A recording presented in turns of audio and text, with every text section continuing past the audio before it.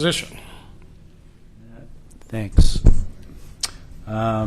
So, per our bylaws, we have 3 offices, and elections for the 3 offices are taken from the floor at the first meeting of the year, but we tabled this at our January meeting.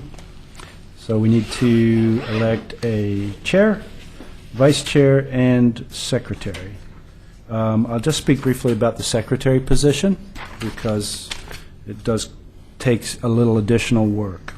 As far as minutes go, we record and have video documentation of all boards and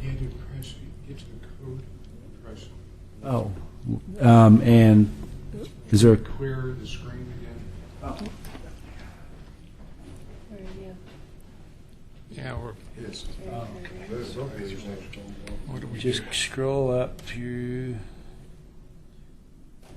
your Brian. So Oh, there we go. 1 2 1 2 clear. Oh, okay. There we go. All right. Sorry. All right, thank you. Yeah.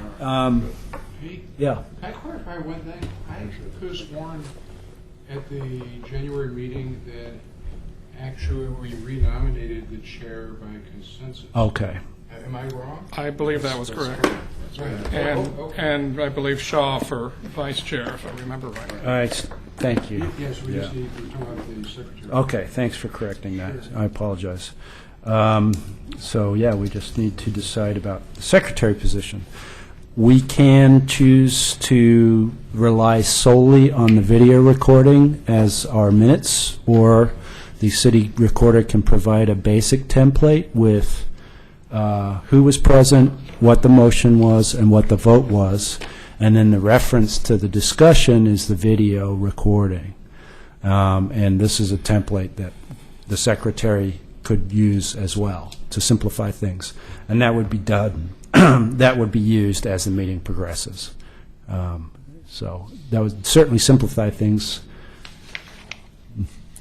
and make it much less scary than providing a full text set of minutes. Yeah, and that's, you were saying that was time-stamped as far as the start of each discussion Yeah, subject. basically, when the meeting starts, I click on the item, and that time stamps it. And so there's a little work to be done on this end as far as time stamping. But at least that way we can Yeah. find the appropriate subject if we're wanting to look something up. Right. That's the disadvantage to this, is you got to go through this long tape, so. Right, yeah. So what happens if you look at it on the web, when the video kicks on, there's a little small screen in the corner, which actually has the agenda items as they come out, and you can click on the agenda and it'll jump ahead in the video to that section. Now, we got to do some time stamping for previous meetings to go back and fix some of those time stamps, but it's doable. Okay. And the other option was, in addition to the tape, would In addition to the tape, we could have a basic template for minutes that has who was present, what the item would be generated from the agenda, and then it would be basically you're writing down what the motion was, what the vote was, and I don't know if it records who voted, or just the but basically. whether it carried or not. Carried or not. If it was a consensus decision, it would just say consensus, If it was if a vote was called for, which you have the option to do, Right. you would record the number. Yeah. Yeah. Okay. So, do you have any discussion on those options as far as carrying forward? Simpler the better.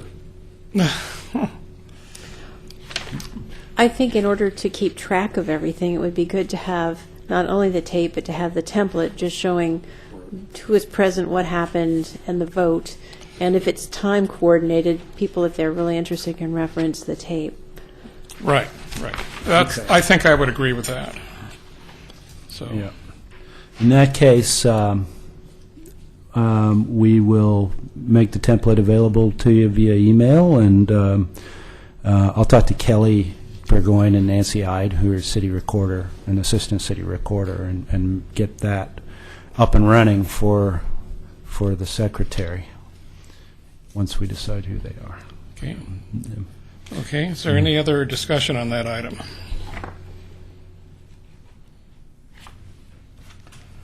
Okay, we're back to the election. Well, that takes care of the election, so then we got a, okay, draft updates on the recommended street tree list. Oh, Well, are we going to nominate oh, someone? I think we need to actually nominate a secretary, though. Okay. Yeah. Do we have anyone that wants to run that position? Run for that position, I should say. Please, please, please. Run from that position? Well, okay. Do we get to nominate Richard since he's not here? That's like if you don't show up. I would. That's right. A second, no. Well, you know, If you choose to do so, I will make it. I will smooth the education of the secretary to the fullest of my abilities. What's normally when in a circumstance like this, what's the appropriate thing to do? I don't know. You can. Well,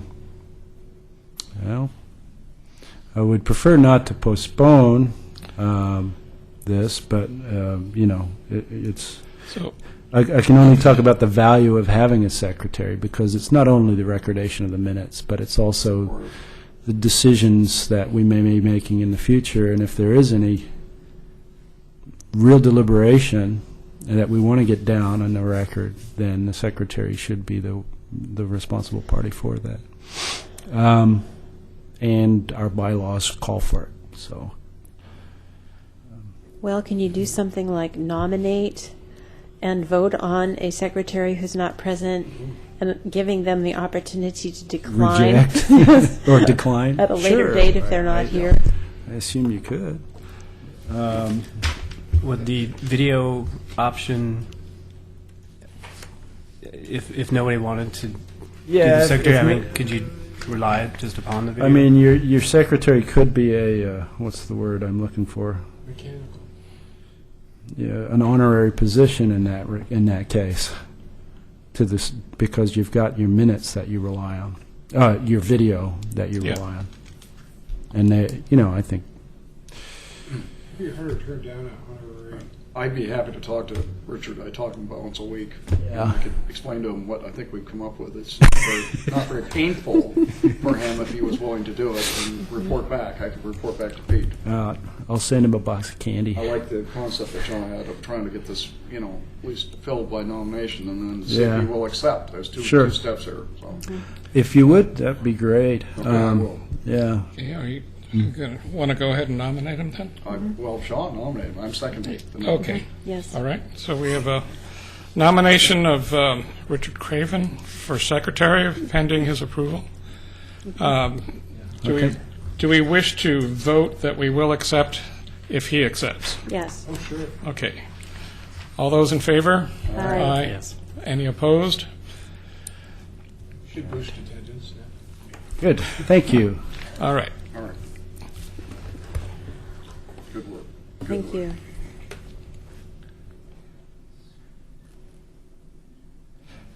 Okay, now let's move on to the street tree list. So, on the staff report, there's a brief summary of what we've been doing for this. Let me use that as my guide. And thanks to Eric and and Brian as well for their comments to date. So what we had discussed the street tree list in January, and I'm having some trouble here with my screen now. So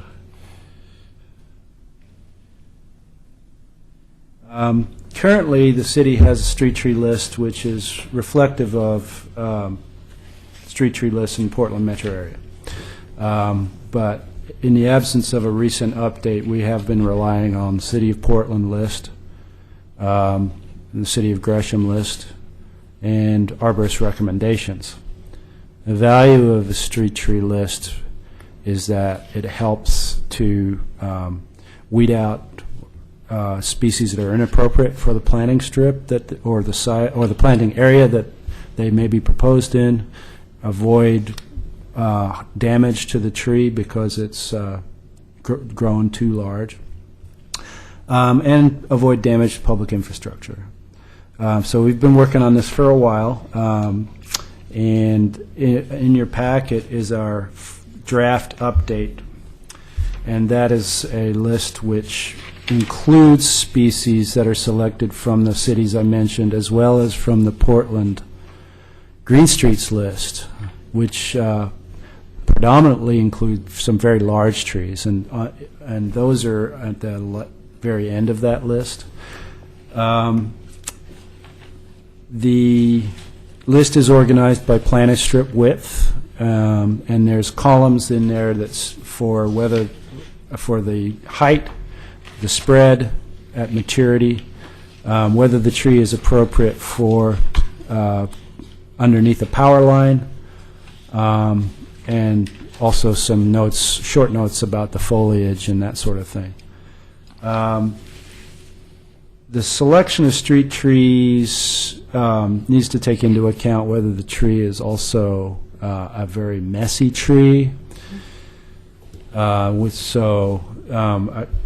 appreciate your comments, Eric, and I'd like to refer everyone to what those were with respect to some of the species on our list.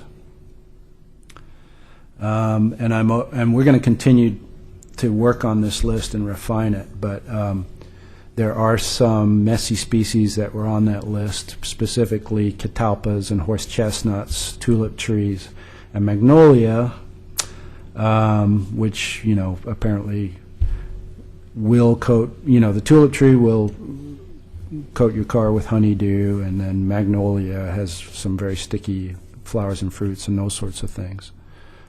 So we may want to avoid the choice of those on the list. The Acer palmatum comes in a lot of varieties. It's a small tree and is popular for growing in small planter strips. However, it can get so small that it's not really worth much as a street tree. It's not going to provide the benefits that we want out of street trees. Yeah. What would be required there is to specify varieties that are, because there are ones that are basically large shrubs. Right. And those just aren't appropriate.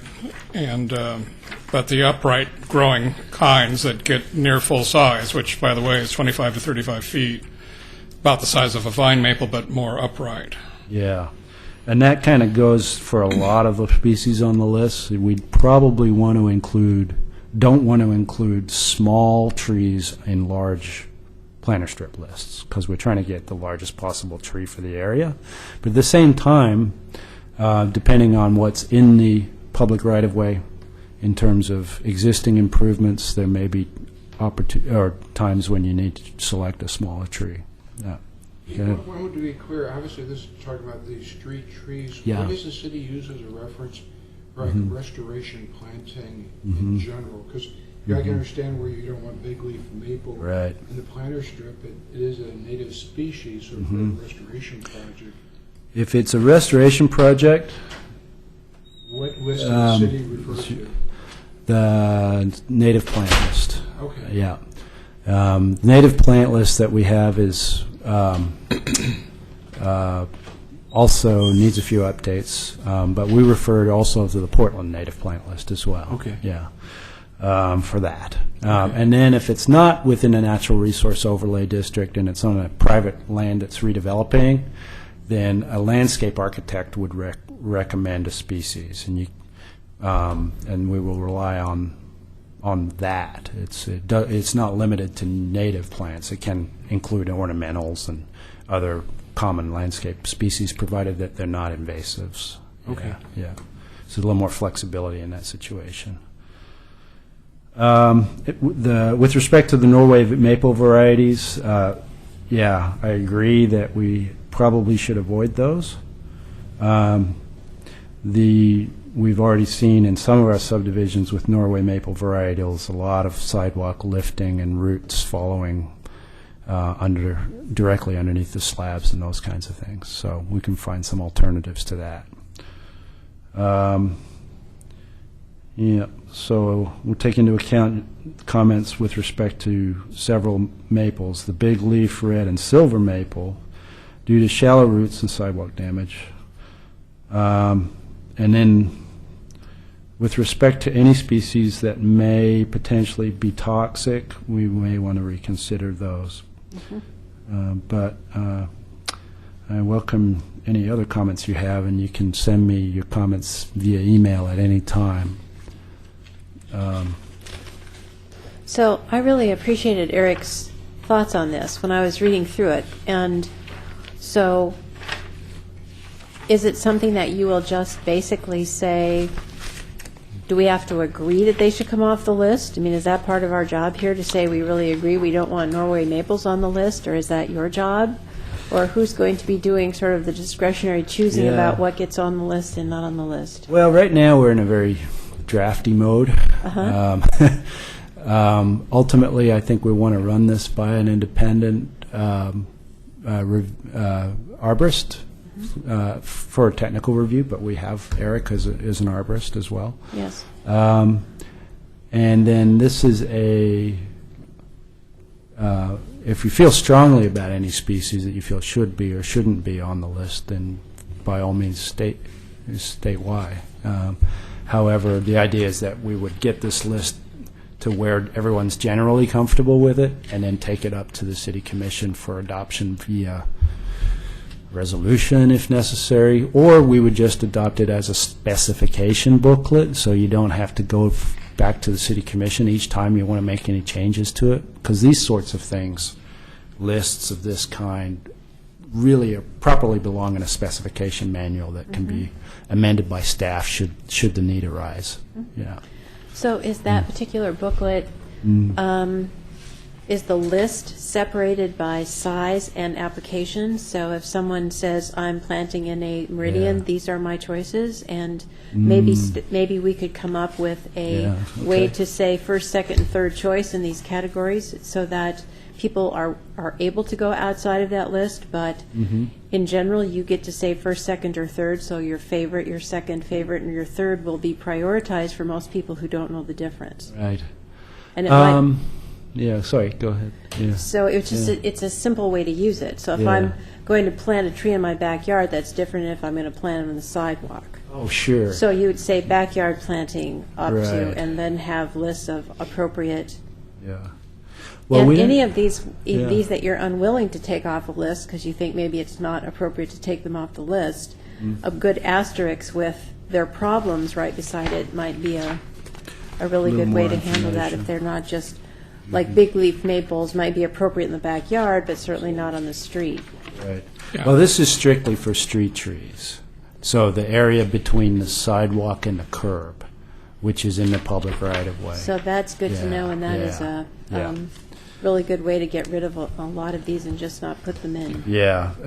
So yeah, it needs to be a specific list. Yeah, and the Lake Oswego street tree list, I think at the back of their manual, they have a whole list of trees that they, I'm not sure if they're just recommendations against or if they're actually in the code that they're prohibited, but they do give a brief reason why. Yeah. You know, for instance, some of the maples, just that they're problematic in terms of lifting sidewalks and things like that.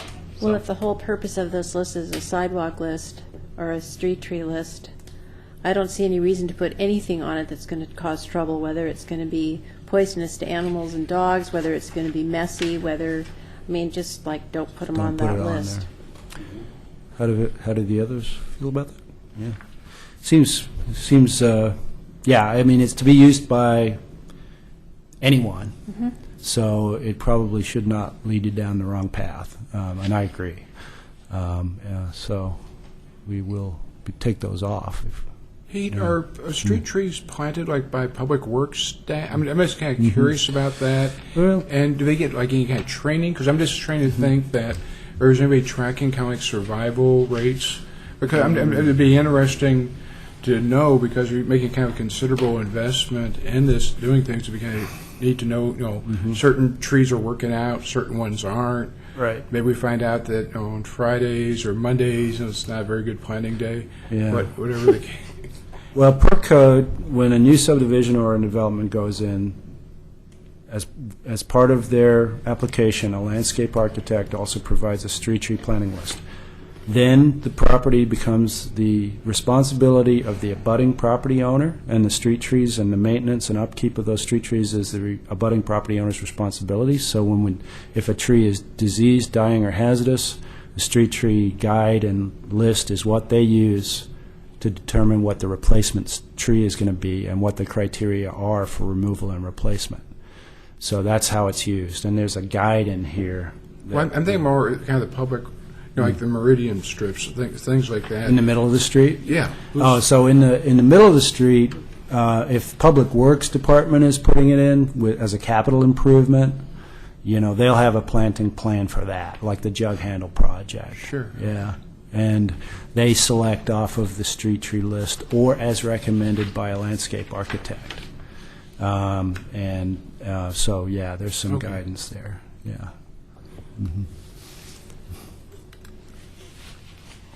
Yeah, there's a couple more comments on some of the selections. The black locust that's mentioned in here is an invasive species, and it spreads both by root suckers and, to a lesser extent, by seed. It needs moist conditions for the seeds to survive well. The crab apples all have fruit, which can be a mess. Sometimes it's a pretty small fruit, but it's still fruit. And if you're lucky, the birds eat them, but if you're not, they're on the pavement. Yeah. So that's another thing to consider. Yeah. Okay. And some of those maples, like silver maple and sugar maple, tend to be a little weak wooded as well. There's a little more breakage than some of the other species. What's the other maple you mentioned? There's sugar. It's actually on the list, I think. Yeah. Okay. And Wooded. Yeah. red maple is fairly tough and very good fall color. It's a pretty good tree. I have never seen it be invasive, Yeah. Okay. which is, of importance here. Yeah. We had a lot of those crab apples were adapted in from the Gresham list, but Yeah. that is particular to Gresham. It may not be appropriate here. Well, not every list, it's like I didn't realize that the black locust actually came up from seed, but I found it on my own property down by the river where it was moist. Okay. Yeah. But it Yeah. comes from an area, part of the world where there's summer rainfall, so our dry summers prevent most seeding, but it also suckers extensively once you cut yeah. one down, Yeah. Okay. sometimes without that. Yeah. So one of It's a the beautiful tree, unfortunately, and it is also invasive. Yeah, yeah. Going back to what Shaw had said about zones, or the native plant list is organized by ecological zone, and is appropriate for larger planting areas and parks, and potentially for restoration and that sort of thing. That's a fairly short list in comparison to the Portland list, which is much more extensive, and also talks about categories of invasiveness as well.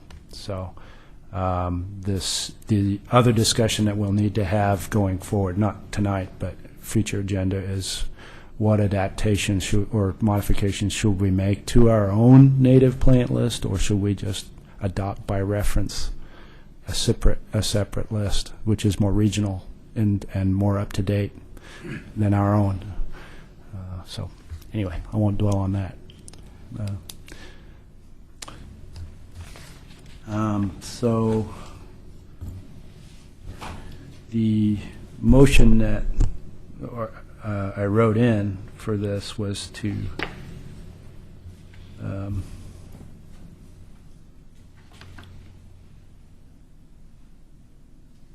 Let's see, review and comment, and then direct tree subcommittee chair Eric to continue working with staff to update the street tree list and continue this item to our next meeting for future action.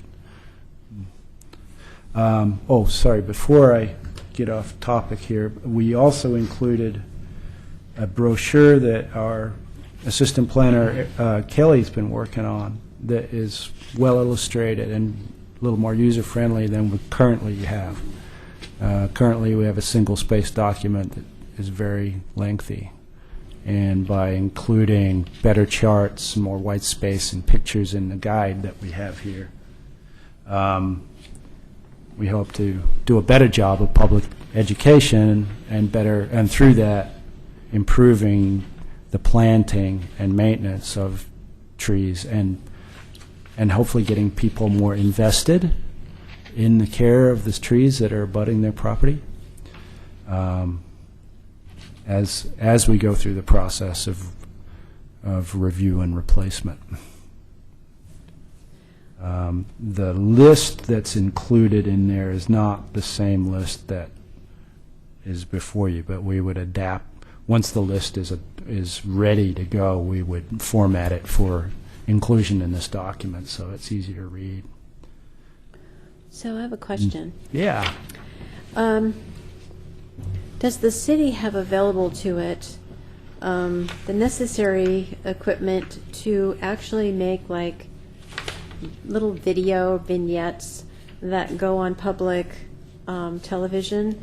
I was thinking about this. If this is a beautifully done document, a lot of time and energy went into it, and it would be really nice to show these pictures and just have someone briefly describe all the things that are done here, the value, the health and well-being of trees, blah, blah, blah, and the reason we have a tree ordinance, what we're trying to do, and educate people about what we're doing and why, and make it a learning opportunity that's visual for folks instead of just having to go online to read something because it can get overwhelming. But there's a lot of people that watch what's going on, and I thought an opportunity to do that with trees and a lot of the things we're discussing, actually the ultimate goal could be to have a little series of vignettes about some of these subjects. Yeah, the first thing that jumps to mind is Willamette Falls TV as our resource for that sort of thing, because they do, we have a contract, the city has an existing contract with them to do precisely that kind of thing.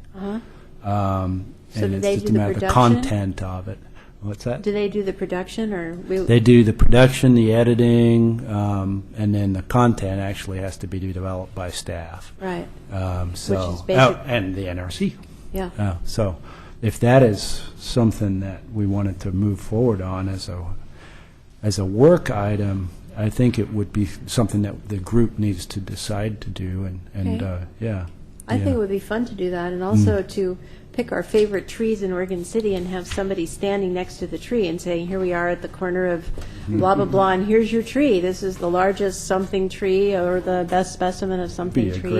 It would be a great volunteer project because Yeah. you could get a lot of different people involved. And I'll talk later about Tree City USA status and where we're at on that, because we've submitted our application. So. And it's been approved and forwarded along to the Arbor Day Foundation. So those kinds of things are what you would do to be a continuing member of Tree City USA. You're expanding your program, you're improving your outreach, and that kind of thing. Yeah. Be fun. Would be Yeah. fun to do.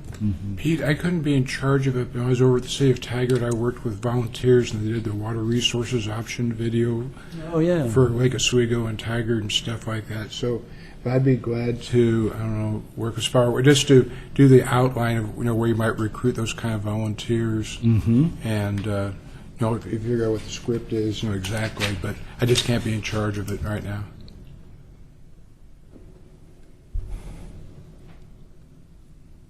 So is it clear that this document's only online, or is it going to be printed when you're all set? Well, our existing street tree list is online, and What yeah. I'm talking and- about is this how-to, you know? Oh, yeah, this will go online, yeah. Okay, but yeah. it will not be printed for distribution or people to pick up? It depends. Or something? We've got some money for this because we've got a tree fund Yeah. that's been developed.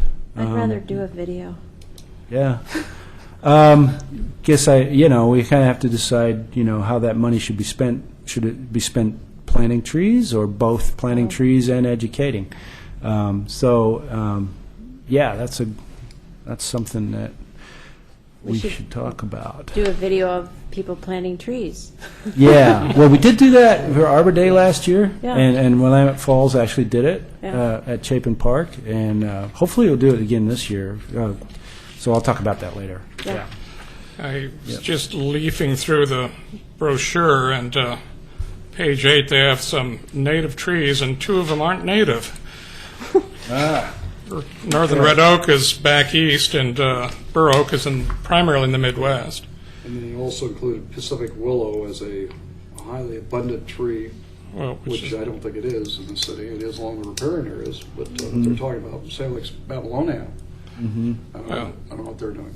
But Well, generally, the reason I asked about a document, some people would probably benefit from this. I- online, I guess but this some is- would like to have probably something in their hand. I guess I don't this know how is, big this thing is. yeah, this is heritage and large native Right, trees. it's both. So it's both. So I guess that's Yeah, okay. sure. We'll want to specify that Yeah. and tweak that. Yeah. Yeah, make it clear for people.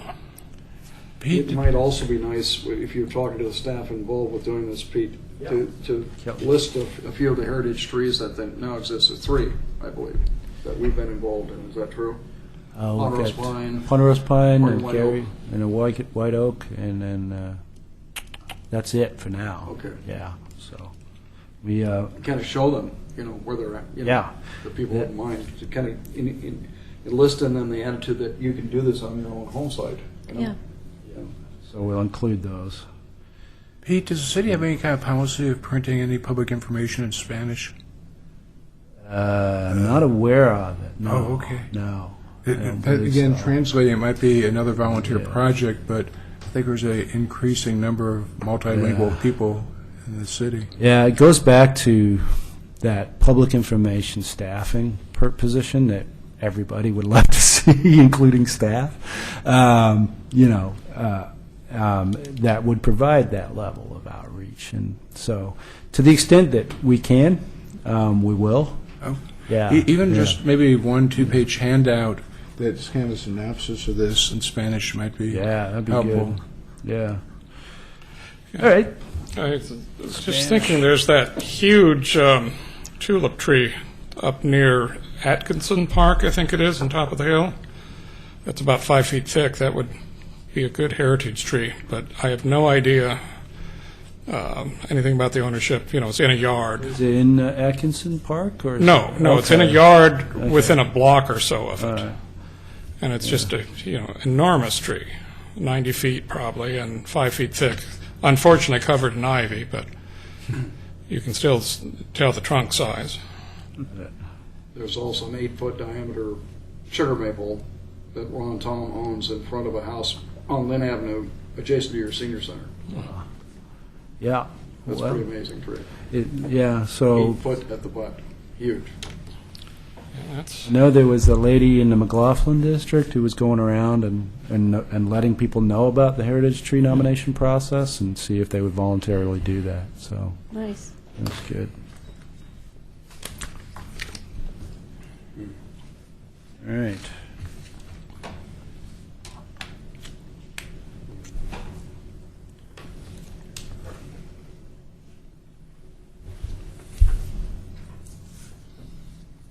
So I'll make a note of those modifications and continue to work on it. Do you have a date by when you're hoping to have that done? Well, I'll bring another draft before you next meeting. We'll shoot for that. And then hopefully we'll be ready to go. It could be edited some more after that point. Yeah, but basically want to get the list where it's at. Yeah. Okay. Yeah, it's pretty well done. I only saw 2 misspellings in the whole thing, which I'll send in. I'll let Kelly know. Yeah.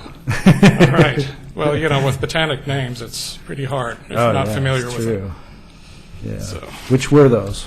I'd have to go through it. There was, just let me know later. yeah, I'll let you know because they pop out at me when Okay. I see them. So Yeah. Sure. that doesn't mean I remember it. Thanks.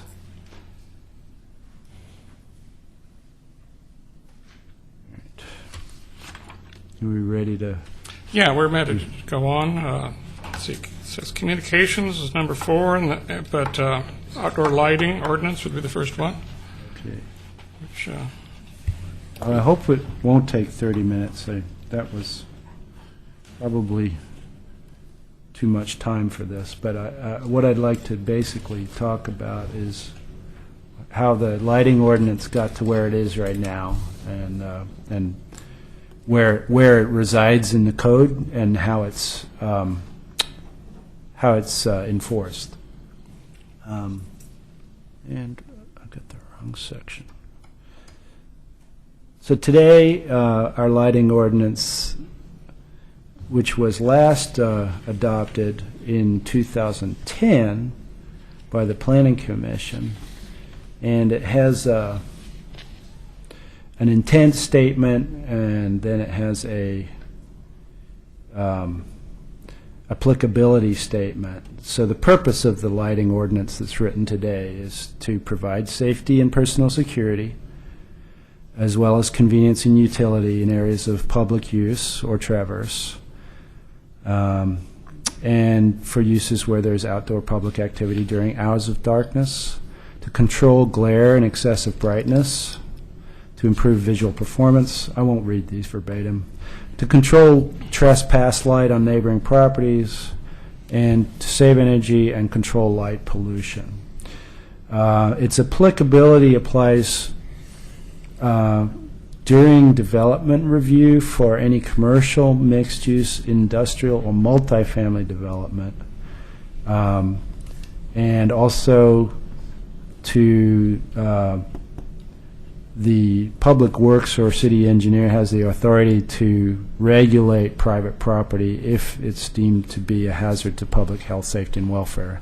So if there's glare in the public right-of-way from a private property that's impeding traffic flow or some other hazard or causing, then the city engineer can enforce the regulation outside of land use review. There's a lighting plan requirement which specifies what needs to be submitted to the city for approval.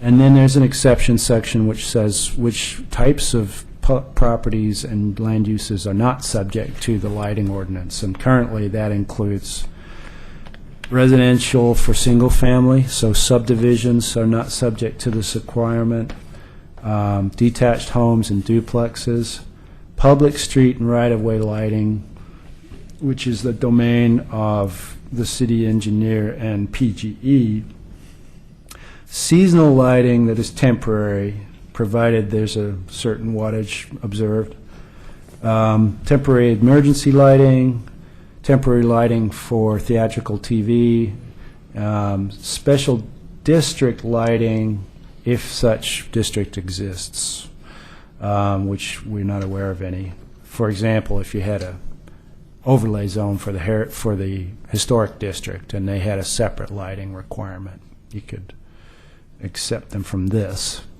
And the FAA. No, they have the new electric billboards or like televisions and stuff like. Does the city Yeah. have any jurisdiction? It's not quite lighting, but Well, it's that's the obviously sign code. illuminated. It's a separate section of the code. Oh, okay, but Yeah. there's no lighting can't- application. Well, you're not allowed to have moving light on a sign in Oregon City. That Oh, so means the flashing, TV scintillating lights are not permitted. No, but the television ones where you have like a moving image. Yeah, that's regulated under the sign code because it's moving light. Okay. The only exception to that is if you've got a signal board on a school, or sorry, a message board on a school where it's changed once a day, Okay. but it doesn't move, you just change it once a day. And there's a special agreement with Oregon City High School Okay. for that situation. Sure. Okay. But the sign code is a separate ordinance, and it's also regulated very specifically because you can only regulate size and quality. You can't regulate content because it's freedom of speech. So we have to be very careful about that. We can't talk about what's on the board and message. Just the way it operates. Just the way it's operating, how high it is, how big it is, and that sort of thing. Yeah. So, Sorry. so I gather from what you're saying that Yeah. residential lighting is not regulated whatsoever at this point. You're correct. Okay. Yeah. The next section includes the standards that are used for review. So this is the section where an applicant that submits a lighting plan also has to provide a response in a narrative format that responds to each of these lighting and glare prohibition standards. You're not required to provide lighting on site except in those cases where the building code requires it. For example, entryways to buildings, they have a minimum lighting requirement under the building code, and commercial buildings and that. So there is a minimum requirement for pedestrian access through parking lots, a minimum lighting requirement, and also for entryways to buildings. And outside of that, there's really no requirement to provide lighting. But if you do provide lighting, then this code kicks in, and you need to show compliance with it. There are some mistakes as far as the text in this lighting plan, because it talks about 0.5 foot candles of light, and that has long been the maximum foot candle level at the property line that we require be observed in development review. And elsewhere in the code, it talks about 0.25, I believe. But the actual foot candle level that's required to be shown on a lighting plan, and no more than that at the property line, is 0.5 foot candles. So lighting engineer looks at all the different lights on the site, looks at what type of light they are and what wattage they are, and provides a composite drawing to the city to review. There's a requirement that any light that emits more than 900 lumens or 13-watt compact fluorescent or 60-watt incandescent has to be concealed or shielded with a full cutoff style fixture. And then there's also a section on that same piece with respect to the bulb type. Now with the introduction of LED lighting, the code's kind of silent on that because the code was adopted prior to the LED lighting technology. Yeah. So this is what's adopted today. There's a few other sections that deal with ball fields, canopy lights on gas stations, multifamily residential use, and the height of light poles and those sorts of things. It doesn't include a lot of illustrations. Yeah, sorry. yeah. I think I'm going to have to excuse myself. I'm not feeling all that great this evening, so Okay. I apologize. But No problem. Okay, take I'll, care of yourself. Better. Take care. Yeah. Drive careful. Yeah. See you, Eric. Thanks for coming.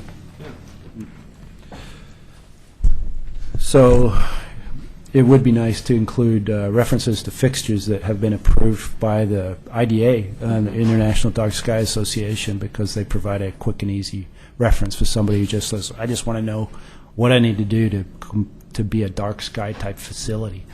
And at this point, they would still have to show compliance with the code rather than just say, here's an alternative form of compliance. I'm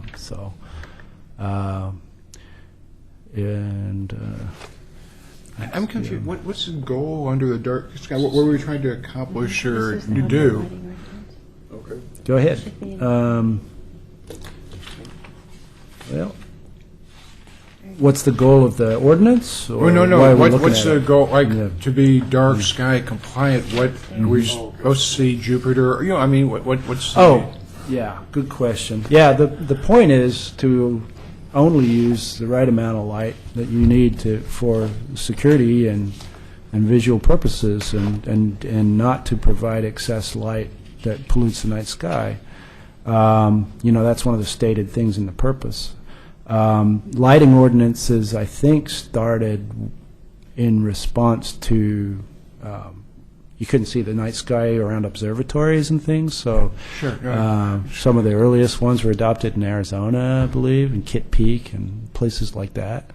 And then they were adapted to places that just wanted to keep down the light because of pollution. So the decisions that have been made, depending on the jurisdiction, is how far do they want the light ordinance to go? Do they want it to apply immediately or within a period of 3 years to allow people to change out fixtures?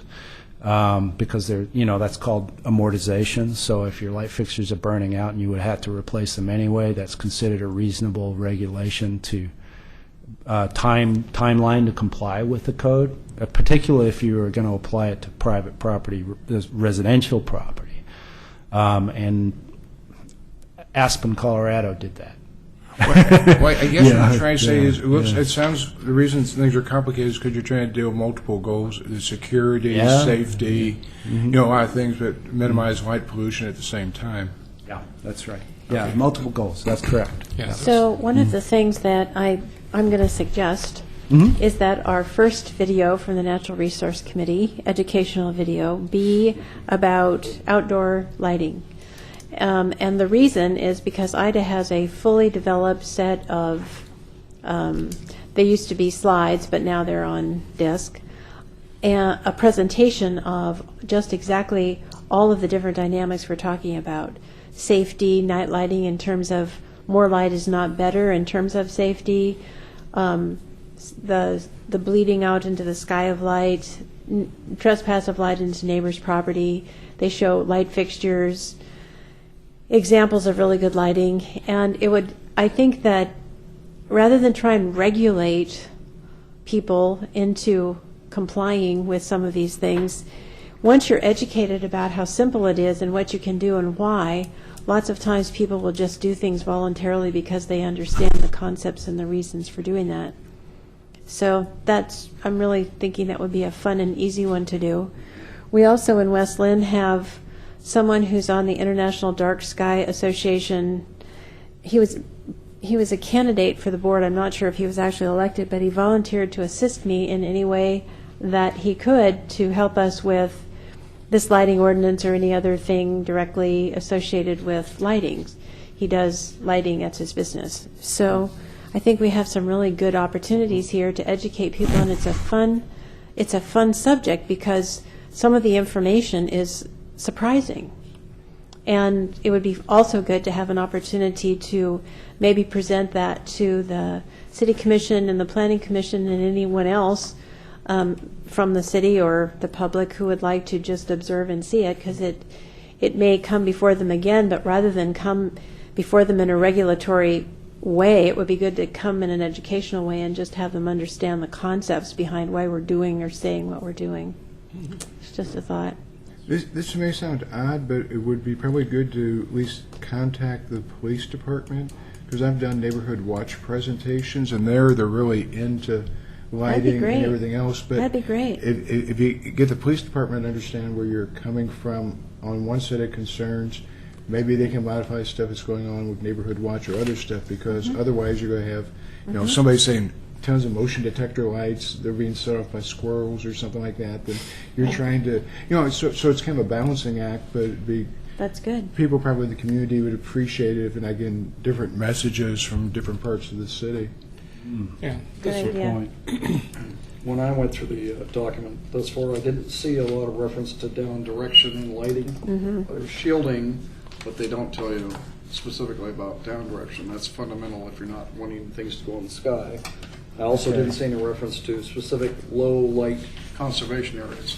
or what I'm saying about that is that I think there's places where, such as the observatory at the college, that's a low-light area that you want to maintain in all aspects, the areas around it, and that's not exactly what happened. Including the college has been guilty of that, for that matter, I think, on their own property. But I don't know, your organization addresses that? Well, there's- Low light down direction, yeah, they down do it with directing. all, yeah. So. but I didn't see it in here. No. I see. So I guess the question for you, Pete, is how can the Natural Resource Committee most effectively participate in this process? Okay. Well, for the purposes of systematically providing recommendations, I wanted to draw your attention to the draft thing that I put together here. And your bylaws specifically state that you may make recommended actions to the City Commission, Planning Commission, and Parks and Rec Advisory Commission. And then, you can attach as many sheets to this as you want. But there's a recommended action box, and then basically you would, once you're comfortable with where you're at on a particular specific recommendation or code reference that you feel needs to be inserted or amended or modified, you can make that recommendation, and then we'd send it along at the next available meeting. And then the practical upshot of that is that when the code is open and available to be amended, such as during a legislative review process, and you're doing a multitude of code cleanup, that's when the advisory recommendation comes up and it becomes part of the list of code amendments that need to be made. Yeah, and it's in the record. And it does, legislative code amendment process is a planning commission review and then city commission adoption. So the code will be open for the transportation system plan update, as well as for when the South End concept plan gets adopted at the end of the year. So the implementation of those long-range plans requires code language be amended. And that presents an opportunity for this kind of thing. Yeah. Does that make sense? Yeah. So Yeah. we as individuals can submit a concept Well, based on this, To our you as To an this group, advisory to this group. committee, yeah. yes. Yeah. Yeah. Us as a committee, in other words, yeah. Yeah. But I mean, we as individuals can be guided by this outline you have in front of us. Yes. In bringing something to the attention of this committee we want action on. Yes. Yeah. Exactly. Yeah. And we haven't ever really had a written form. No, it's Yeah. nice, it's nice. I like what you do. And that's, and you're welcome to take a look at this and give me advice about it, and change it as we need to. But Right. I wanted to kind of keep it simple. It would be signed by the chair, secretary, and vice chair, following decision. And whether it's a vote or a consensus decision would be stated, and then the date of that. So. So I guess I have a question for Shaw, since I know this is one of the reasons that this Natural Resource Committee was formed Yes. 9 years ago. I believe. Okay.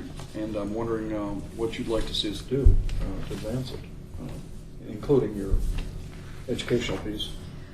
Right. So I think I'll definitely be filling out one or two of these forms, but one of the things that strikes me as we're talking is that we have an opportunity during the South End, whatever, Nope.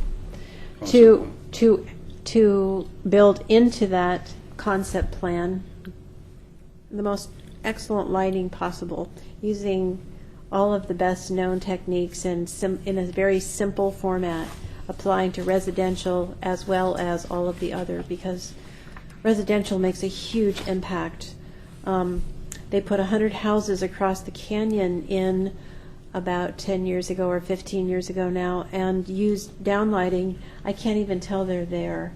and they built 5 homes down off of Holly Lane in a subdivision, and I see the lights blaring every night from miles away. So it makes a huge impact on just everything, and it's such a simple thing to do. Sure like to see us look at Clackamas Cove, which is not fully planned yet. And that's in that same going to regard, be, and that idea of the low light conservation area is very important for wildlife down there. right, right. You've got the Natural Resource Overlay District, but you've also got the MUD zoning there, so it would be required to provide a lighting plan already. The idea to include residential is new. You know, are you going to apply it to new?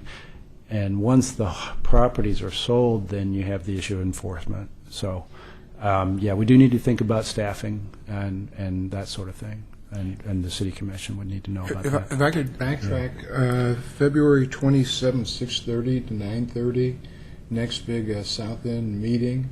If you're trying to raise the visibility of the lighting issue, pardon the pun, you know, that would be a good opportunity. Yeah, that's right. Thanks, Bob. February 27th. Yeah. She got it too. What's that? Well, yeah, I mean, we're going to talk about that in a little bit here. So, yeah. Okay. Thank you. Thanks. Anything else on this? Oh, yes, I have one question. What about, does this come under signs, billboards? Yes. Yeah, we have a billboard prohibition, but what that prohibits is any sign larger than 300 square feet, I believe. That's what's in the code, on any one display area. That's considered a billboard. So go ahead, sorry. Well, that's a billboard regulation, but what about the lighting on the billboards? Right. Kind of depends where it is, and is it today? Is this something that exists, or is it something in the future? No, this is, I mean, all of these things are things that are really simple fixes, and I don't think that you're going to get, because the city's so old, you're not starting over from scratch. All you can do is, as people upgrade, as the city upgrades, as development interfaces, new and old, to apply these processes so people become more aware of them. And one of the things I've noticed for 15 or 20 years is that when you're driving down every interstate in America, all the billboards are lit from the bottom up. So you're lighting the sky along with the billboard. It would be just as easy to take the same mechanism, put it on the top, and turn it down. The skies would be dark, the billboard would be lit, and people would not be blinded. And it's a simple fix. So if you're going to have signage like billboards where they do exist, to make sure that the lighting is just downward facing lighting. So it's facing down instead of up. It's simple. Yeah. And it's right. it's what, Yeah. 10 more feet of wiring or 20? I mean, a little bit more gravity getting them to the top as to the bottom. Well, And- the sign code is been discussed by the city commission, and the need for enforcement of it. I'm not sure where they're at right now as far as revising it, because it's a huge project. And currently, there's a lack of enforcement money for it, so we don't have the code enforcement staff to enforce the sign code that we do have today. So that's one aspect of it, but the other aspect is that some of the billboards are not on city right-of-way, they're on ODOT right-of-way, and are outside of our sign code jurisdiction because of where they are. Could the city not kindly request of ODOT for all billboards within city limits to comply with Oregon City lighting codes and request of the billboard people to put their lighting down facing as opposed to up? I mean, that doesn't mean that you can't ask. Right, that's true. That's true. You can ask. Yeah. Good point. Yeah. And if you ask enough times, then Please comply. something might happen. The city doesn't have the money for enforcement staff. If there's citizen complaints, do they just go into the round For file? sign code, they get a message back that we are not currently enforcing the sign code because of staffing limitations. And that is official policy that the city commission is aware of. Okay, so what It steps is, do we yeah. take with this? What do you see happening here, coming back to us again? About the sign code or this? No, this thing we're okay. talking about now. I think what we need is some specific, what I'd like to get from you is some specific language or that looks at the code and says, well, you need to include a section on this, that, and the other. So far, I have a direction to look at a requirement to point to direct light downwards. That- Shielded. to do the shielding, and then that would apply to new residential subdivisions. Yes. Or apartment Or complexes? single-family Well, already homes. does that, yeah, Or new single-family homes. or new single-family homes. And the idea of low-light conservation areas, if they should exist, seems like we should, include that concept in there. For instance, Clackamas Cove, I come back to that. That's an area where you don't want a lot of light dispersed all over the water, Yeah, as so it is, that's kind of that's kind of getting into Or overlay the type. college. College. without Yeah, observatory. the other thing we brought up was the educational component, that be part of any changing of the laws so that it becomes more obvious to people why this is here.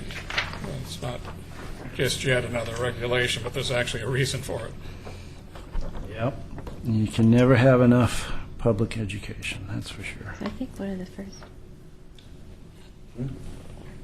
Um, recommendations might be to yeah, actually give okay. a presentation before all the city and sheriffs and educate them. I because think what that, was everything. Get some buy-in to begin with, I think that's a good idea.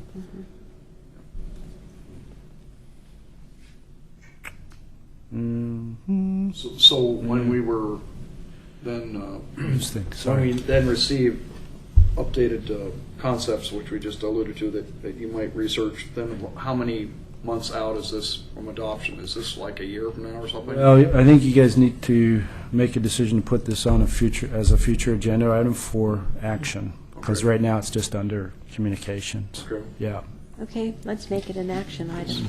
okay. Yeah, we've got that as an agenda item after the heritage tree and various updates here. Okay. So, but yeah, that should be so that we can actually make some progress on this.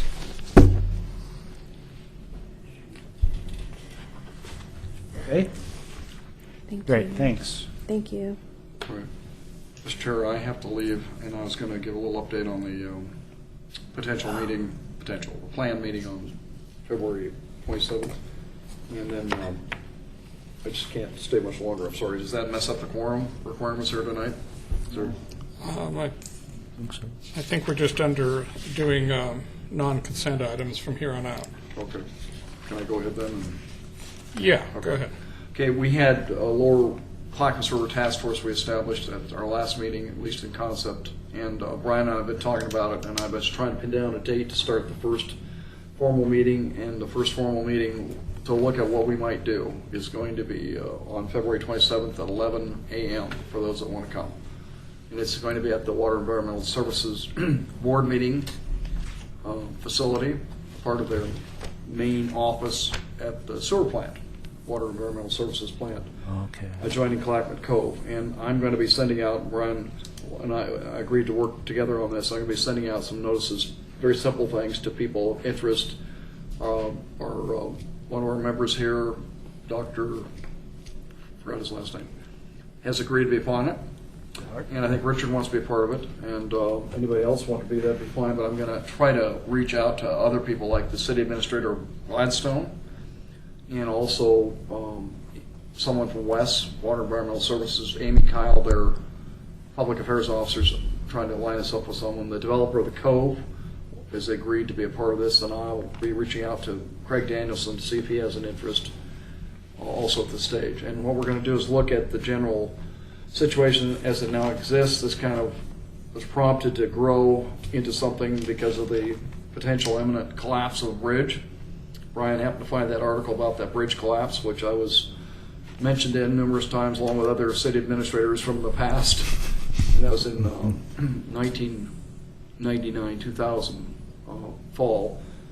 The bridge, it appears at this point, is really being reviewed by contractors working for the railroad now. Formally, they went to Gladstone 2 weeks ago, contractors, and asked for permission to remove the bridge. I just reported this to you, Pete, today, and Brian here about a week ago. So it sounds like we got their interest. Whether or not they're going to do something is yet to be seen. Yeah. But there's other issues like the Highway 99E bridge abutments are being heavily eroded. We have a boat ramp launch area at Clackett Park that almost $1 million went into that is no longer usable. So there's a lot of changes underway. They may be good from the standpoint of habitat, but as far as infrastructure goes, they can be very problematic because it's really changing. Erosion to the peninsula separating Clackett Cove and so forth. So that meeting is scheduled for 11 a.m. on February 27th at Water Environmental Services, and we'll just be taking steps initially to look at what we can do. Yeah, I do want to state that that bridge would make an excellent location for a pedestrian bridge across the river, and of course would have to be acquired from the railroads before they get around to tearing it down. So that is an issue that should be looked at and promptly. Yeah, John Lewis is in contact with Union Pacific and Gladstone to see what's going on and see how things develop. Okay. All right. So now I'm going to click back to the Heritage Tree Code amendments and talk. Okay. Due to other responsibilities, I've not made any progress on this. But so since the previous meeting, so we'll be bringing that before you some other time. Yeah. So we just forward that to the next meeting. Yeah, and table that. Okay. Thanks, Jerry. So with respect to the updates, first item up is Bob was going to give us an update on the climate change subcommittee. Basically, what we're trying to do is get a subcommittee up and going, made up of citizens and stakeholders, and I think myself kind of leading it. Contrary to what you may have heard, there actually are going to be Earth Day activities associated with the community college. I was speaking with Allison over at the Environmental Learning Center, and she indicated that we could have a time segment during the college Earth Day celebrations. Unfortunately, we don't know yet if that segment would be appearing on Friday, April 19th, or on the 20th. And I think the idea, this is just a very initial event. The idea would be, I'm just kind of came up with an eventual title, maybe just a climate change community conversation. Just an initial meeting where people have an interest in the topic could come in, introduce themselves, have somebody give like an overview of projected Northwest climate change impacts for people to kind of relate to it, make it more real. It'd be nice if somebody from the city, if they're available, could talk a bit about how the city's activities are interfacing with climate change, and then maybe explore some options of what I think the purpose of the subcommittee is not just to say to the city, do this, do that, with no more money, no more staff, but figure out what are the things people can do, stakeholders can do, whatever, to try to minimize climate change impacts, then try to have a follow-up meeting. So that's just kind of a broad overview of how the event may take place. And what I had been doing is in contact with the usual suspects, talking over going the greengrocer and extension office and the Basin Council and the Oregon City Watershed Council, and have a call into the Stormwater Conservation District and talk to the county sustainability office, and have a call into the steelheaders with the idea that maybe that things would be to get the outreach for this so that we get some kind of critical mass of participants to come together. And the idea is trying to get a sustainable effort, because climate change didn't start overnight. It's not going to end overnight. So the thing to do is try to build a foundation that citizens could participate in and feel empowered for the long duration. And you know, if people know, some people might be interested in participating, feel free to share my contact information. We're just trying to, I think, get people to this event, you know, make it a positive event. I think the visibility of the whole event's gone up with Obama's recent, you know, comments and addresses and content. And so the idea is just figure out how can we work together to have a better future. What are the dates? Well, potentially? here's the thing. The way the community college seems to be having a whole week of activities, Yeah. but the times that Allison indicated that the climate change probably would fit in would be on the 19th or 20th. They haven't had a lot of planning meetings, pulling the stuff together, but I've volunteered to attend those planning meetings, and I'll get out to everybody with specific time slot information as soon as that gets determined. Potentially, I would have to check with the other departments who, you know, work on directly in natural resource areas. For Yeah, example, and I think the thing and to do- fleet management. Yeah. And it wouldn't be a big thing, maybe, you know, 10 minutes or something like that, just to provide more context for participants to understand. And I think what we're trying to do is limit the outreach to pretty much the greater Oregon City area because, you know, whatever staff said about Oregon City may not apply to Molalla or Canby or Gladstone. So we're trying to keep it geographically focused. Any questions, comments? Anybody? Well, let's see. We have the Soil and Water Conservation District represented here as well with Eric. Right. I've got a call into Lisa Busey. Oh, gosh, she's got a hyphenated last name now. And you get in touch, see if they have some more input they might have in participating, too. Talk to the Native Fish Society in the same Oh, building. good. Yeah. Yeah. What is it? Council. Okay.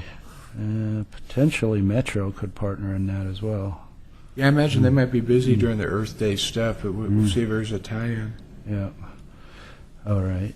And you talked to Susan Zolko's office? Or? Yeah, the sustainability folks? Yeah. Yeah. Okay. Thanks. All right. Thanks. That's everything. Okay. One of the questions that came up at the last meeting about subcommittees and ad hoc committees was whether or not public notice requirements would be required for these types of committees. And I spoke to the city recorder's office about that and to various department heads as well. And the upshot of it was that generally no. If the ad hoc committee is going to be providing material for deliberation by the main committee, then you don't need to provide public notice of what they're doing. Since the committee, the NRC or the tree subcommittee, through the NRC is going to be deliberating on the decision, and that's the meeting that requires the public notice with at least 24 hours. And those kinds of things. And that allows those subcommittees to do their work without, fear that they're in violation of the Sunshine Law. Yeah. So what's the difference between an ad hoc committee and a regular subcommittee? Really, well, the NRC has the power to form Sure. ad hoc, as you need subcommittees. Our standing subcommittee is the tree subcommittee, but Okay. you can have groups of people helping you with your work. Well, I guess what I'm thinking is when you call something like an ad hoc committee, there's kind of an unspoken expectation they're going to pop up like a mushroom and then kind of disappear fairly quickly. And so if you have kind of like if you're going to be working on issues or challenges that are long term, you probably don't want to preface it or describe it as an ad hoc committee because Okay. it kind of misleads people how quickly we're going to save the world. I see. Okay. All right. Well, we will call them subcommittees. Okay. All right. Clackamas Park tree removal by the Parks Department. I spoke to Larry Potter about the tree removals that were done last year, and and I asked for a summary of what had been done. So,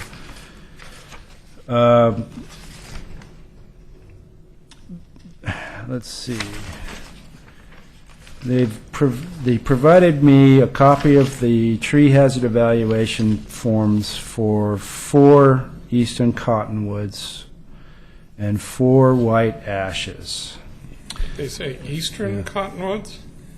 Yeah. Sure looks like the native one to me. They were saying populous, but this was provided by Milton Lockwood, certified arborist. And he talked about that. And then what they'd done in Clackamas Park have planted 34 trees. And then what they're doing at the moment is moving forward with plantings to replace the 4 that they removed. The 8 that they removed under this arborist report. And then moving forward, the Parks Department is aware that all removals and replacements must be accompanied by a hazard evaluation form and a replacement schedule, and go through the planning department as an administrative review. Understanding that it is an active and park and RV area, but also that they're within the natural resource overlay district, and subsequently need to provide documentation for any hazards that are determined. They have been getting hazard evaluations done for their removals because they contract them out. So that's kind of as much as I know about this to date. And yeah. So, back when we formed the committee, it was done so that there would be an overview of people who were focused on environmental issues to look at unstable slopes, water resource areas, in this case, tree removal in a relatively sensitive area, or at least one that's very public. And so how does this committee actually become capable of processing and being given the opportunity to comment on things like the tree removal of these 8 trees, which have been an issue for a very long time, Yeah. instead of being avoided and bypassed? Right. Well, as a staff liaison, I was unaware of this until it was, made. I was made aware of it, and I notified the Parks Department that there's an overlay district and a procedure. So, that's what I did. And Scott Archer is our community services director, which is responsible for parks oversight. The code that governs the city's authority to manage trees in the parks states that the city has the right to remove and manage trees in the parks. But there's a separate section of code since 2010, because when we did the 2010 code update, it brought in the entirety of Clackamas Park into the Natural Resource Overlay District. And I think, the Parks Department is now aware of that as a regulating ordinance. And so if it's not happening, then the city manager probably needs to be aware of it, and he is aware of it. So it's being discussed at the highest levels of management, and that's as much as I know. Yeah. Thank you. Yeah. Pete, I've got a different angle on that. I know with planting the substitute trees, for the replacements and stuff like that, Right. are there any special considerations? Because that area is just subject to really severe flooding, and if the plant, it's really easy to have like a new plant or something like that, and you get flood conditions, and the It just water wipes just it scoofs out. the plants out, and they go downstream. Do you have any idea if anybody takes that really into account in replacing the trees? Well, if you're doing a natural resource application, you have to provide a mitigation plan and monitoring plan that assures establishment of 80% over 5 years' time. So at the end of 5 years, you got to have 80% establishment of what you planted. That doesn't get to the issue. That's associated with a land use application. But if you're just replacing trees, you know, the Parks Department's responsible for the care and maintenance of the trees that they replant.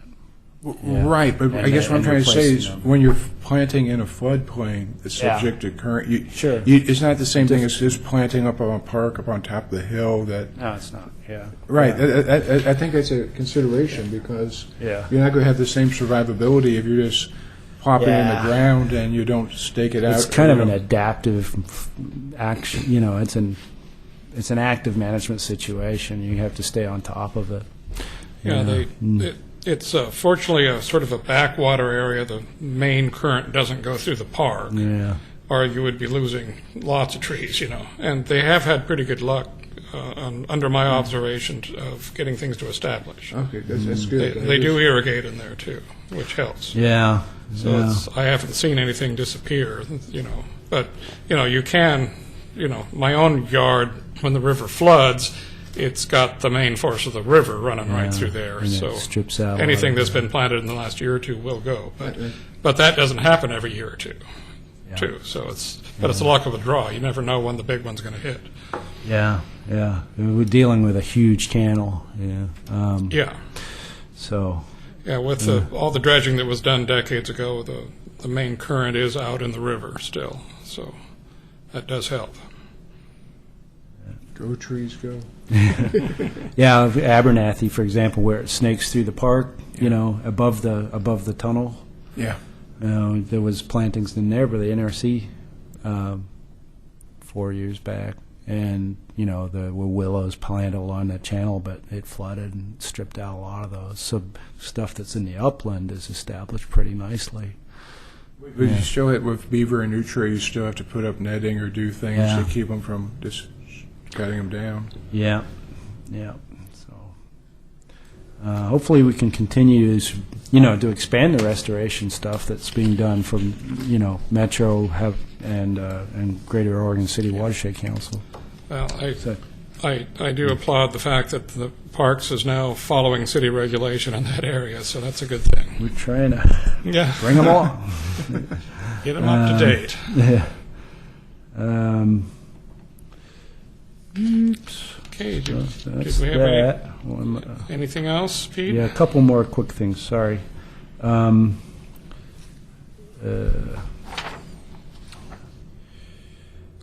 Pleasant Park. Okay, on the Agnes Road vegetation clearance, Public Works notified about it and asked what was going on.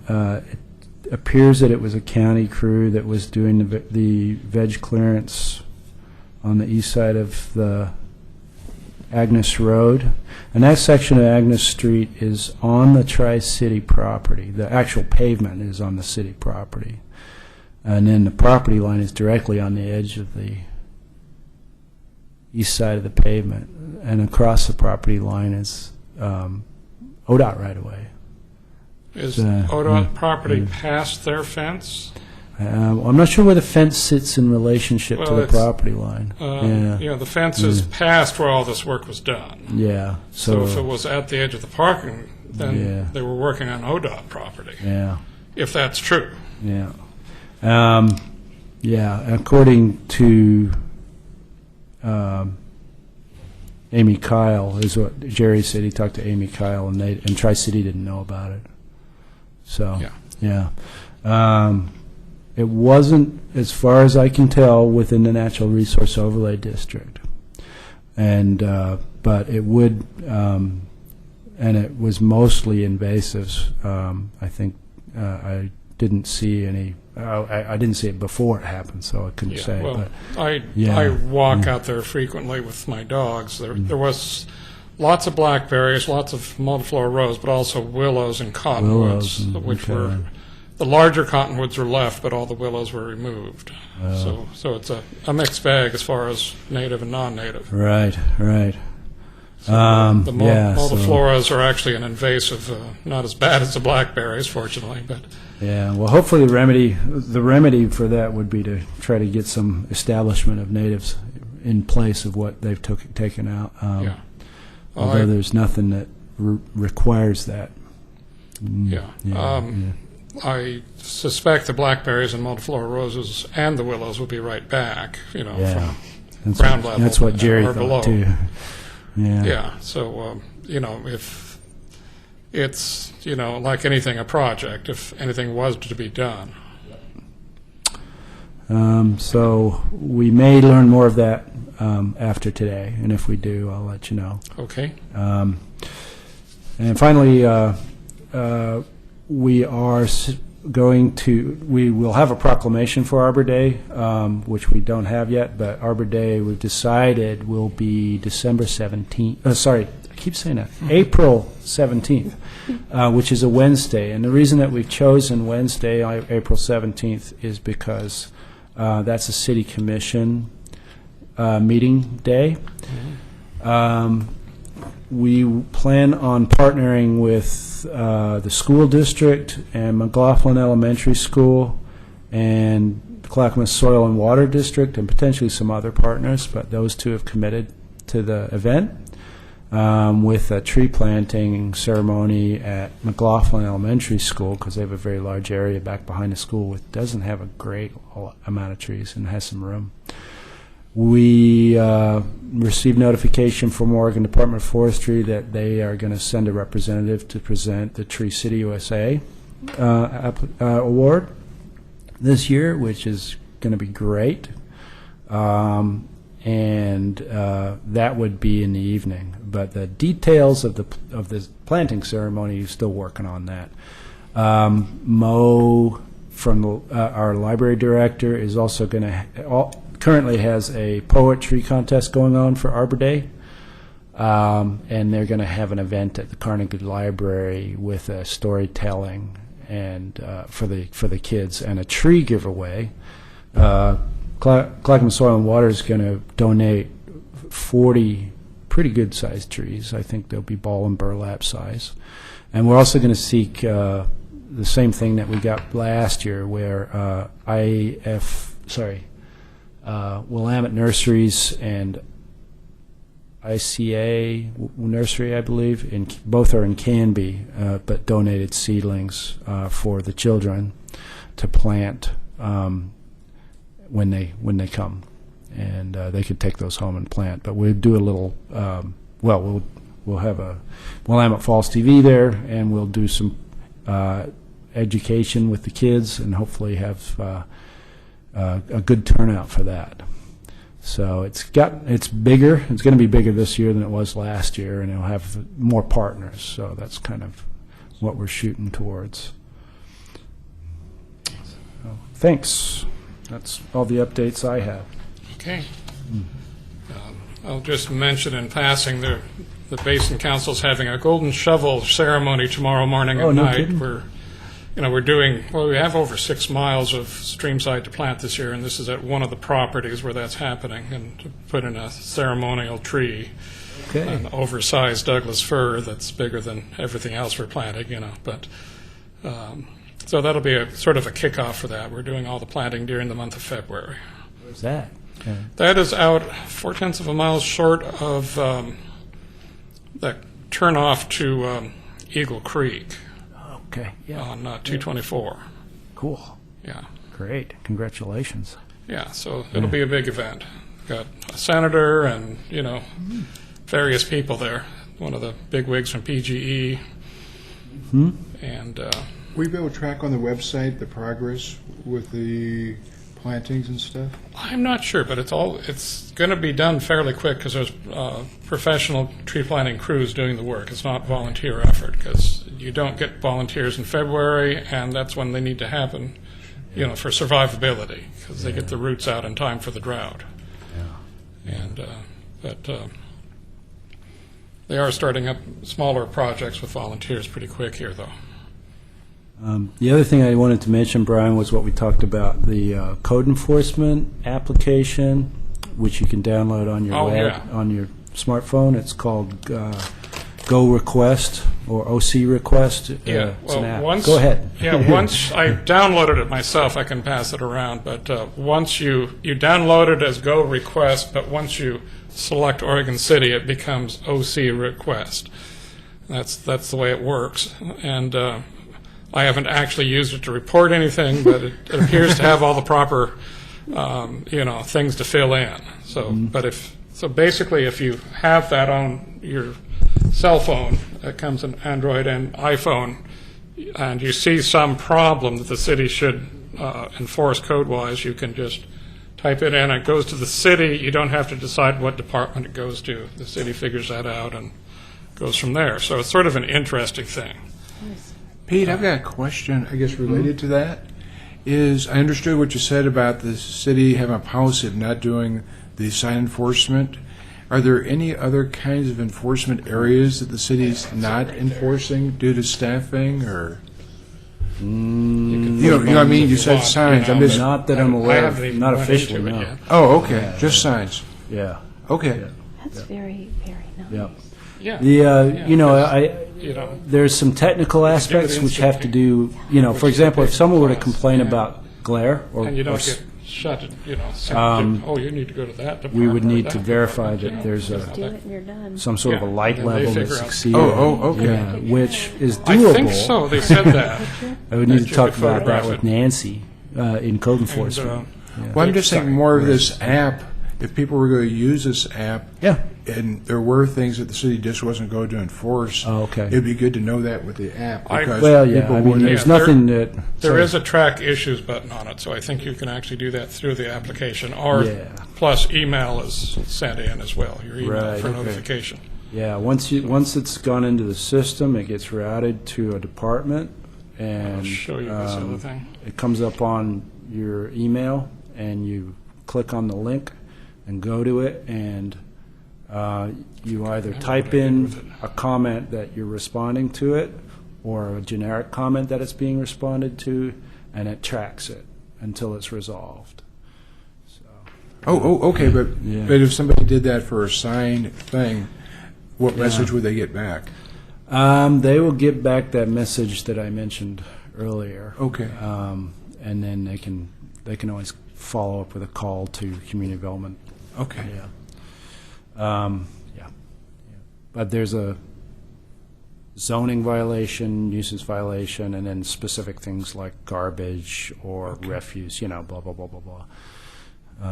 So it's been good. I hope it's working well. It appears to provide that extra link of, that you don't, your comment isn't going into space. It's being responded to and worked on, and then it doesn't just go away. It keeps prompting until it's resolved. So there are code enforcement staff for the other things. Yeah, well, our code enforcement department is 4 members, 4 people, and one of them is a coordinator, and then you got 3 full-time. Okay. One primarily is in parking enforcement, and the other 2 are the rest of the code. Okay. Yeah. And what I believe they're trying to work on is half-time for sign code, but I don't know if they decided to put the money into that this year, because I haven't heard about that yet. Yeah. It would have been decided at the retreat, I believe, but I'll be happy to follow up on that. Yeah. Okay. Okay. So any more staff reports, or, Just future agenda items. yeah. The Parks and Rec Advisory Committee has requested at their March meeting that the NRC come and speak to them, and then and discuss matters of mutual importance. Okay, I'd be glad to do that. Okay. And do we have a date for that? It's the March Parks and Rec Advisory Committee meeting, so it should be on the city calendar, but I don't have it. Let's see if I can find it. No, I don't have it.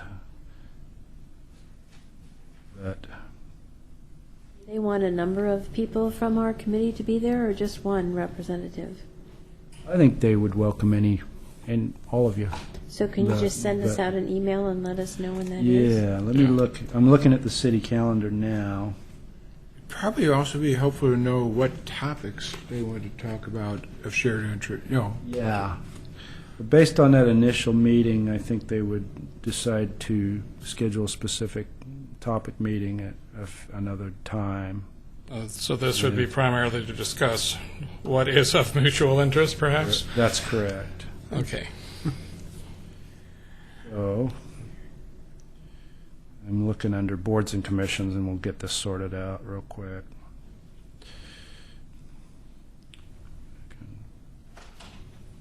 March 28th. Thank you very much, Renee. March 28th. Yeah. And that would be here at 7? I Yes. assume. Okay. Now, is a Holden meeting devoted to that, or just part of the meeting? Part of that, because they have a different agenda. Okay. Mhm. But it would probably be at the beginning. Oh, good, that'd be nice. Yep.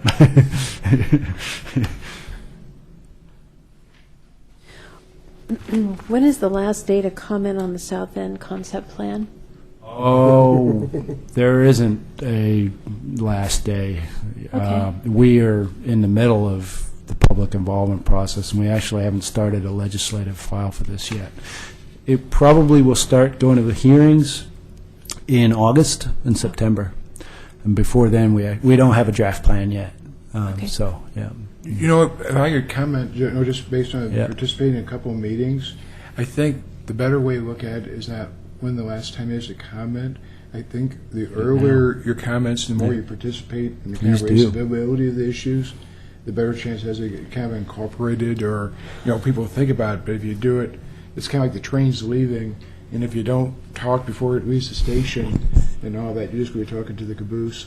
So for a future agenda item, what I would like to suggest is that the Natural Resource Committee make a recommendation to the South End Concept Plan that they implement the best lighting lighting policies possible, and we will come up with some of what that might be. But just to get the issue out there, I think that would be a nice, strong first step to take. There's an online place for comments like that, isn't there? There is. The South End Concept Plan website is www.southendconceptplan.org. And then I'm the project manager, so you can make the comment to me directly via email, and I'll put it into the... I'd like the Natural Yeah. Resource Committee to actually vote on it and Okay. and submit it as a committee. All right. Okay. Now, if we did that, that doesn't have to get forwarded up the food chain, though, does it? I mean, would you, That's really it's an implementation item. So it's kind of going to be towards the end of the process when we're looking at the code that we need to adopt. Well, can't Yeah. the But you can get Natural it in now. Resources Committee just recommend that be considered?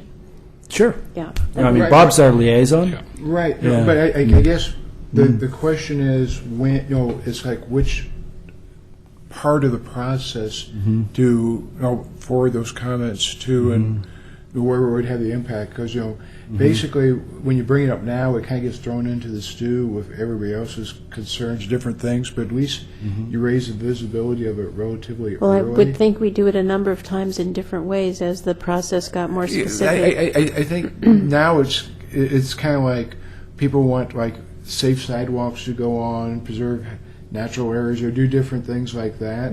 But lighting can be part of that overall That's kind right. of design concept stuff. But then what Pete's talking about is something further down the process too, more kind of formal. Yeah, Well, where we're I- at in the process right now is still an opportunity, obviously. This is kind of a value statement at this point. So, light pollution is a big concern, and keeping light pollution to the absolute minimum, would be your value statement, and or whatever you want to say, really. Okay. And then that will definitely become part of the record, and the more times you say it, the better off we are. And we have heard it already, actually, from some of the citizens talked about lighting. We're going to have but like Bob's saying, the final summary of public comment is such a big volume. It may get lost in the shuffle, so we need to keep an eye on things like that because they have direct applicability in code language. Yeah. Yeah, I would imagine that the more it's said, the more likely it's going to, Yeah. get And the since attention it needs. And Shaw, the area is primarily residential, so, the change would be very important there. Yeah. Yeah. Thank you. Cool. Thanks.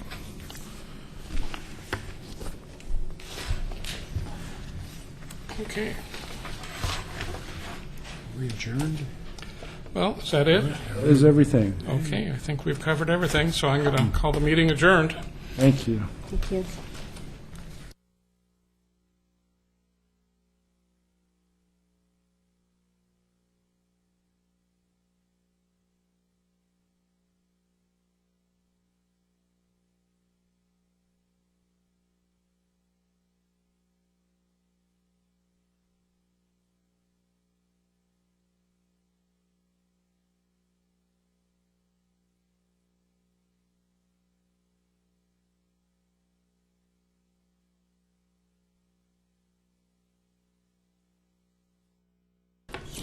Adjournment, active item popped up. So is Whiting attending the Golden Shovel? No, actually,